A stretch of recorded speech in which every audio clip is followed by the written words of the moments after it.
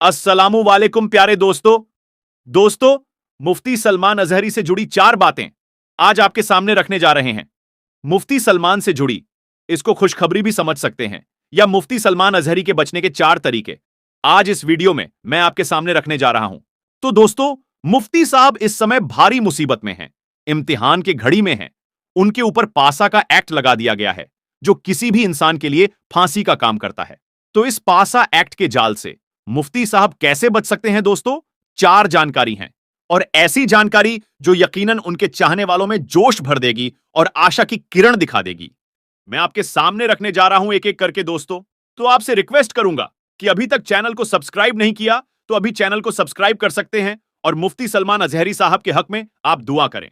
दोस्तों, जैसा कि आप लोगों को मालूम है कि मुफ्ती सलमान अजहरी साहब को मोडासा के अंदर बेल मिलने के बाद जूनागढ़ में उनके ऊपर पासा का एक्ट लगा दिया गया, और उसके बाद वो जेल से बाहर आते, इससे पहले उनको फिर से गिरफ्तार कर लिया गया और वडोदरा की जेल में उनको रेफर कर दिया गया, डाल दिया गया। अब मुफ्ती साहब इसमें कैसे बच सकते हैं, या मुफ्ती साहब को कितने दिनों की इसमें सजा हुई है दोस्तों, वह भी पूरी जानकारी आपको देंगे।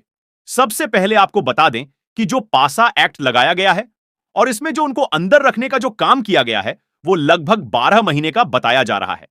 यानी मुफ्ती सलमान अजहरी साहब 12 महीने तक, यानी 1 साल तक जेल के अंदर रहेंगे। लेकिन इस दौरान दोस्तों, 4 ऐसे तरीके भी हैं जिनसे मुफ्ती सलमान साहब 12 महीने से पहले भी छूट सकते हैं। तो वो कौन कौन से 4 तरीके हैं दोस्तों? चलिए स्टार्ट करते हैं और आपको वो 4 तरीके बताते हैं। सबसे पहला तरीका, पासा एक्ट, जो कि गौ तस्कर, भू माफिया, जमीन का जो धंधा करता है, समाज में जो विघटन पैदा करता है, उनके ऊपर, या बहुत बुरा आदमी जो होता है, डेंजरस पर्सन जो होता है, उसके ऊपर पासा का एक्ट लगता है। तो क्या जिन चीजों का मैंने जिक्र किया, क्या उनमें से कोई चीज मुफ्ती सलमान अजहरी के अंदर मौजूद है? आप अपनी राय कमेंट के जरिए हमें जरूर दें। साथ ही साथ दोस्तों, मुफ्ती साहब के ऊपर पासा लग गया है, और अब जो उनको जेल के अंदर रहने की जो बात है, वह 12 महीने कही जा रही है। लेकिन 12 महीने से पहले इन 4 कारणों से, इन 4 तरीकों से वह पहले भी बाहर आ सकते हैं। कौन कौन तरीका है? नंबर 1, जिसके ऊपर पासा एक्ट लगता है 12 दिन के अंदर, अगर वह या उनके प्रतिनिधि, अगर जिस अफसर ने पासा का एक्ट लगाया है उसके पास अगर आप मर्सी पिटीशन दायर करते हैं या मर्सी का अर्जी दायर करते हैं, वहां आप जाते हैं और यह कहते हैं कि मेरे ऊपर यह पासा का एक लगा है, यह गलत लगा है, या इस पर आप पुनर्विचार करें, और उस अफसर ने अगर पुनर्विचार किया तो उनके पास यह अथॉरिटी है कि वह पासा के एक्ट को रिमूव कर सकते हैं, आपसे हटा सकते हैं। तो इस सूरत में भी रिहाई मिल जाती है पासा एक्ट लगने के बाद। नंबर 2, जब से पासा लगा हो उससे 45 दिन के अंदर एक पिटीशन दायर करने की, अर्जी दायर करने की एक जगह होती है, जो कि पासा एक्ट के मामले में एक समिति बनाया गया है गुजरात के अंदर, और उस समिति में जब से आपके ऊपर पासा लगा हो उससे 45 दिन के अंदर आप वहां पर जाकर आपको अर्जी लगाना है, और अर्जी लगाने के बाद वहां पर सुनवाई होगी, और अगर वहां पर आपकी अर्जी कबूल हो जाती है, आपकी बात से वो कन्वेंस हो जाते हैं, तो उनके पास भी अथॉरिटी है कि वह पासा एक्ट को वहां पर रिमूव कर सकते हैं, पासा एक्ट को आपके ऊपर से हटा सकते हैं। तो इस सूरत में भी आपकी रिहाई हो जाती है।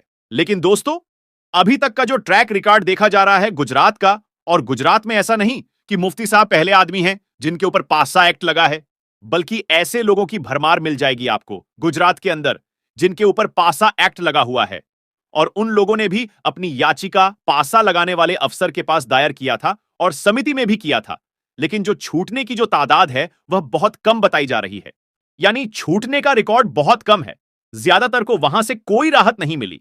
तो हम मुफ्ती साहब के बारे में भी समझ लेते हैं कि पहली और दूसरी जगह से हो सकता है इनको रहता ना मिले, तो ऐसी सूरत में तीसरा जरिया है जहां से आपको राहत मिल सकती है, वह है होम मिनिस्ट्री, गृह विभाग। गृह विभाग होम मिनिस्ट्री में आप याचिका लगाते हैं, वहां से अगर होम विभाग अगर आपके इस मामले पर अनुसंधान लेता है और अगर वह चाहे तो आपके ऊपर से पासा एक्ट को हटा सकता है।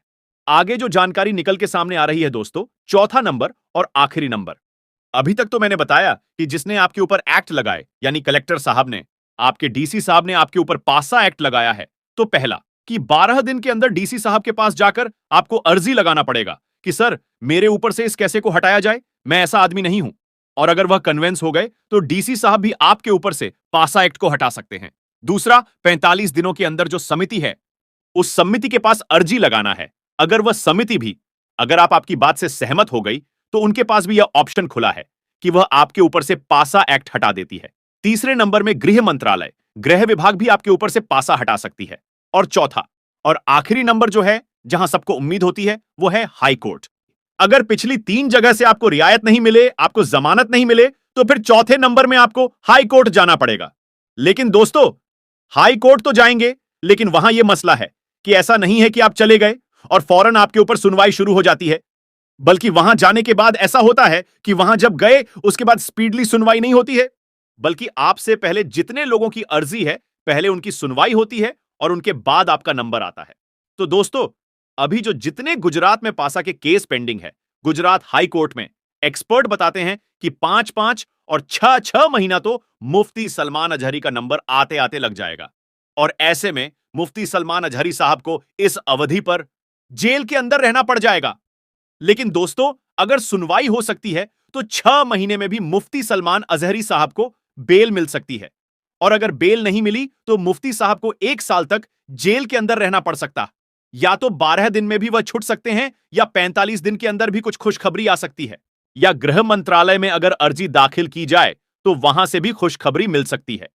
ऐसा नहीं है कि पासा लग जाने से आपके ऊपर सारे दरवाजे बंद हो जाते हैं, बल्कि उसके बाद भी कुछ और दरवाजे हैं दोस्तों, जिसका जिक्र कुछ आगे करेंगे। लेकिन फिलहाल यह जानकारी अभी सामने आई है, सर्च करने के बाद वह मैंने आप तक पहुंचाई, ताकि आपके दिल को सुकून मिले और आप मुफ्ती साहब के लिए ज्यादा से ज्यादा दुआ करें, ताकि इधर ही उनका मामला सिमट जाए और वह जेल से बाहर आ जाए।